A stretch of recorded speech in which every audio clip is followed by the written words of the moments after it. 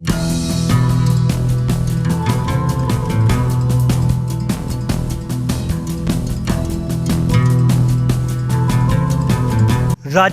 छत्तीसगढ़ और हिमाचल प्रदेश के बाद अब मध्य प्रदेश में एक बार फिर ओल्ड पेंशन के लिए अधिकारियों कर्मचारियों की जद्दोजहद तेज हो गई है।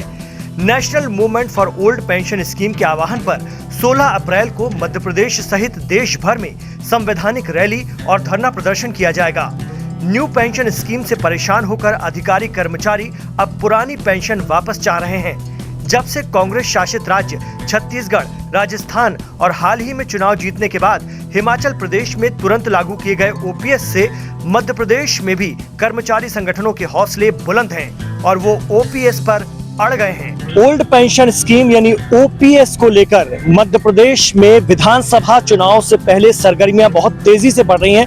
हालांकि ये मांग पिछले कई सालों से उठ रही है, लेकिन पिछले एक साल से इसमें बहुत तेजी आ गई है और अधिकारी कर्मचारी संगठन अब सड़क पर हैं। अरविंद जी, सारे सिग्नल स्पष्ट हैं कि कुछ नहीं हो सकता, फिर ये आंदोलन बार बार क्यों?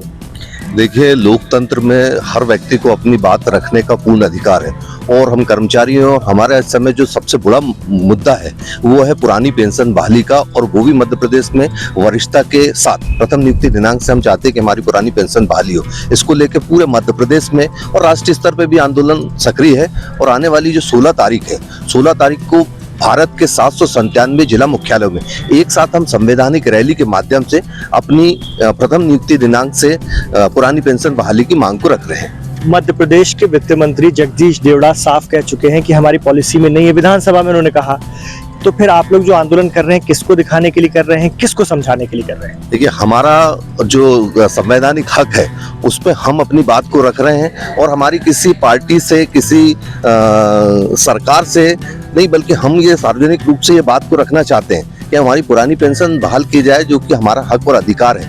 देखिए, हर व्यक्ति अपने मुद्दे और अपने अधिकार के लिए बात रखता है, हम भी रख रहे हैं और जो व्यक्ति हमारी बात को सुनेगा हम भी उसकी बात को सुनेंगे। साफ तौर पर छत्तीसगढ़, राजस्थान ये काम कर चुके हैं और हिमाचल प्रदेश में भी जैसे ही कांग्रेस की सरकार बनी उन्होंने भी ओल्ड पेंशन स्कीम लागू कर दी है। मध्य प्रदेश से आप क्या उम्मीद करते हैं?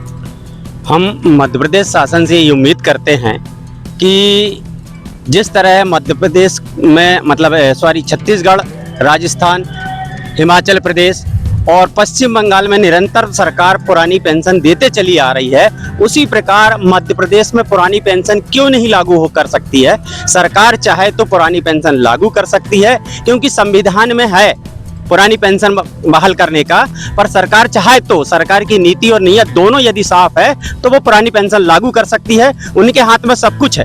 16 अप्रैल को national movement for old pension scheme के बैनर तले पूरे देश में बड़े पैमाने पर आंदोलन किया जाना है और अधिकारी कर्मचारी, इसमें सभी विभागों के अधिकारी कर्मचारी शामिल हैं, सड़कों पर उतरने जा रहे हैं ओल्ड पेंशन स्कीम यानी पुरानी पेंशन को लागू करने की मांग को लेकर।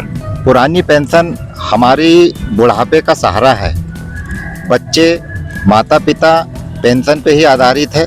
हम चाहते हैं कि मामा जी ने जिस तरह लाडली बहना योजना बहनों के लिए की है, उसी तरह हम भी उनके अनुज हैं, हम भी उनके रिश्तेदार हैं, हमारी सुने और मध्य प्रदेश में पुरानी पेंशन बहाल करें। मध्य प्रदेश के पूर्व मुख्यमंत्री कमलनाथ साफ कह चुके हैं कि अगर उनकी सरकार बनती है तो सबसे जल्दी मध्य प्रदेश में ओल्ड पेंशन स्कीम अधिकारी कर्मचारियों के लिए लागू कर दी जाएगी। आज मध्य प्रदेश में हर वर्ग परेशान है।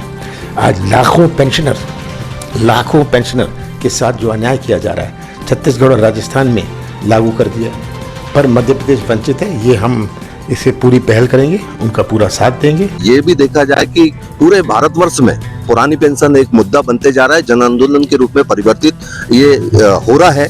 और चाहे वो पश्चिम बंगाल हो, जिन्होंने अपनी पुरानी पेंशन बंद की ही नहीं, राजस्थान में लागू की गई, छत्तीसगढ़ में लागू की गई, पंजाब में लागू की गई, झारखंड में भी लागू की, और अभी हिमाचल प्रदेश के अधिकारी कर्मचारियों को भी पुरानी पेंशन का लाभ दिया जा रहा है। तो ऐसे में मध्य प्रदेश और हर एनपीएस धारी कर्मचारी चाहता है कि उसको पुरानी पेंशन मिले।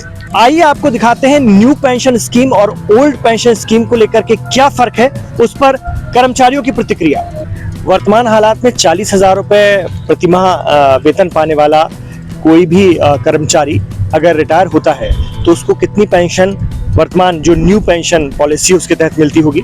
देखिए, अगर इतनी वेतन जो पा रहा है, 40,000 रुपए भी व्यक्ति पा रहा है, और वो अभी जो हमारे साथी रिटायर हो रहे हैं, उनकी ये स्थिति है कि कोई 935 रुपए पेंशन पे आके अटक रहा है, कोई 1256 पे आके अटक रहा है, कोई 2,000 2,500 लगभग इतनी पेंशन मात्र हमको प्राप्त हो रही है। और 40,000 रुपए प्रति माह के हिसाब से कर्मचारी को रिटायरमेंट के बाद ओल्ड पेंशन स्कीम के मुताबिक कितनी पेंशन मिलनी चाहिए थी? बिल्कुल, जो मूल वेतन है विभिन्न भत्तों के साथ, उसका 50% यानी कि कम से कम 20,000 रुपए उसको मिलना चाहिए। और अगर हम ये देखें कि हमारे साथ के जो पुराने शिक्षा विभाग या अन्य विभागों में कार्यरत कर्मचारी वर्तमान स्थिति में जो रिटायर हो रहे हैं, वो करीबन 35,000 40,000 से लेके 50,000 रुपए तक की पेंशन पा रहे हैं। और हमारा व्यक्ति जो रिटायर हो रहा है अभी, वो 1,500 2,000 के रूप में आ रहा है। तो आप देख सकते हैं कि हमारे बुढ़ापे में हमारा जीवन बसर किस प्रकार से होगा। और जो हम आत्मनिर्भर भारत की बात करते हैं, तो हमारा बुढ़ापा किस तरह से कटेगा, और हमारा परिवार क्या हमको वृद्धाश्रम भेजने की तैयारी में होगा उस समय। ओल्ड पेंशन स्कीम को लागू करने को लेकर अधिकारियों कर्मचारियों का कहना है कि आखिर वो अपनी बात किससे कहें, कहां रखें, क्योंकि रिटायरमेंट के बाद जिस तरह की परिस्थितियों का सामना उनके साथियों को करना पड़ रहा है वो काफी दुखदायी है। इसलिए वो अपने आंदोलन को और तेज करेंगे।